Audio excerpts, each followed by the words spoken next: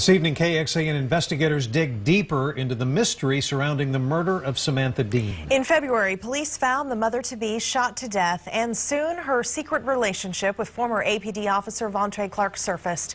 This week, we are waiting for authorities to bring former Officer Clark back to the U.S.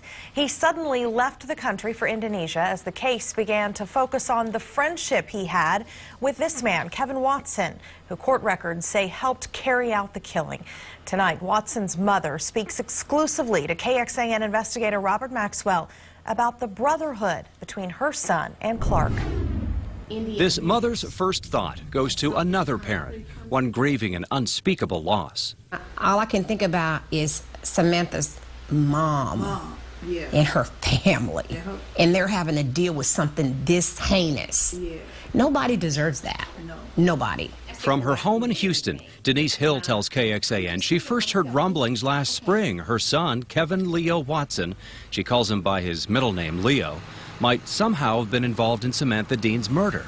Never heard her name before until I looked it up myself on the internet, and then I started reading everything, and I'm like, wow, I was just blown away. And I'm like, these people are crazy.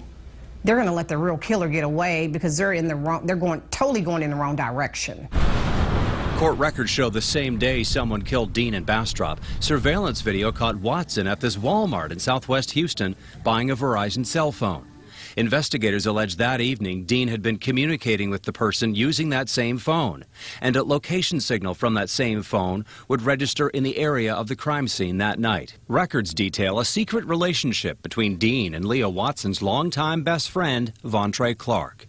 Hill says the two men first met in high school in North Austin around 2000. They looked a lot alike at the time, and everybody thought they were brothers, so they just called themselves brothers.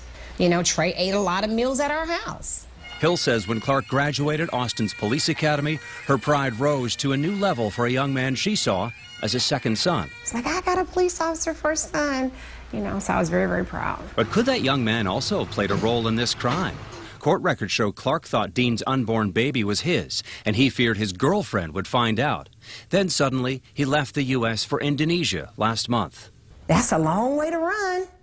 And I'm saying running because if you ended up in Indonesia, it looks like to me you were running for your life. For now, this doting mother remains pensive, unwilling to judge either of her sons. Started thinking, is this actually possible? Or is he fleeing because he's scared? Or is he fleeing because he's guilty? As for Kevin Leo Watson, he's been in the Harris County Jail since late April. He's there. He's awaiting a hearing on a drug charge. It's unrelated to Dean's death.